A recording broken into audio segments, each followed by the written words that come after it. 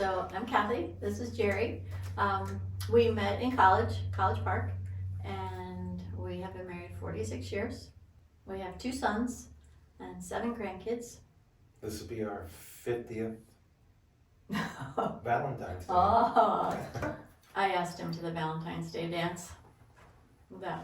I knew that was picked Jerry, that was it. I was done dating. So we dated mostly through college. You were a sophomore when I met you. Yeah, but when I invited you to the Valentine's Day dance, I knew I was finished dating. I was gonna marry you then. Okay. You didn't have my dad's temper.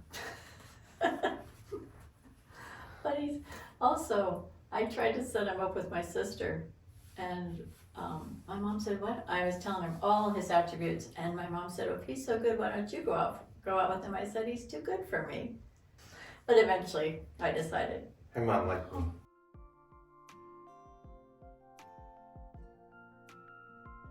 We talked about prayer being important. Mm-hmm. And then I thought, well, it's also, we talk about things. We've always talked. We're dating, we talk for hours and hours on end. And another is friends to talk with. Kathy's prayer group, it was kind of like a life group. They talked about raising children together and how the things to work with. I have a men's group that we just discuss things from a different perspective. And I think, each one of those is communication, I believe. Mm-hmm. God, us, friends. Mm-hmm. Yeah, that's what's important. For me, it's trust and just being able to come home to a quiet, loving place, no matter what's going on outside. There's always peace in the house.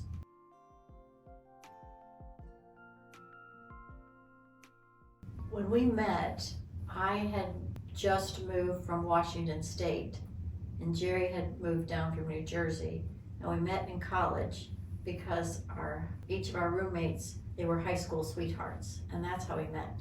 God had something to do with that.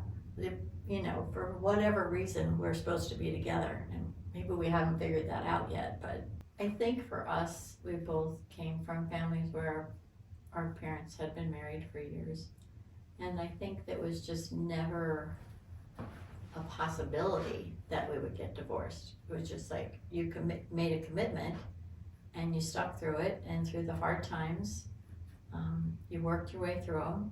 There's never any blame.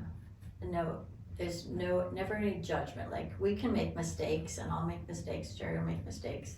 But whatever the consequences of those mistakes, we work through them. So we work through whatever. And rather than blame someone for things are going this way because he or because she, it's always been like, okay, well, this is what happened, so let's work through it.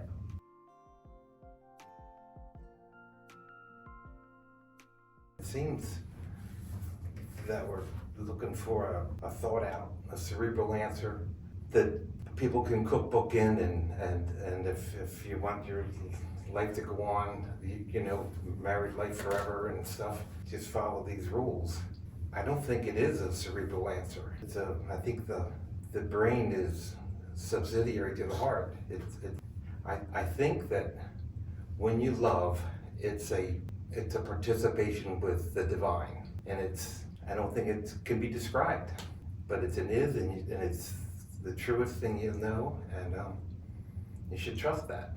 So marriage isn't like half and half, where you give half and they give half. It's like sometimes the other person needs 100%, and sometimes you need 100%. So it's always like filling each other's needs.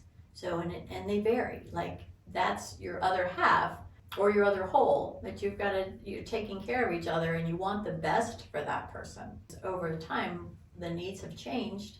What's best has changed. What we like to do may have changed, but you want to grow together, and you want to take care of your other person.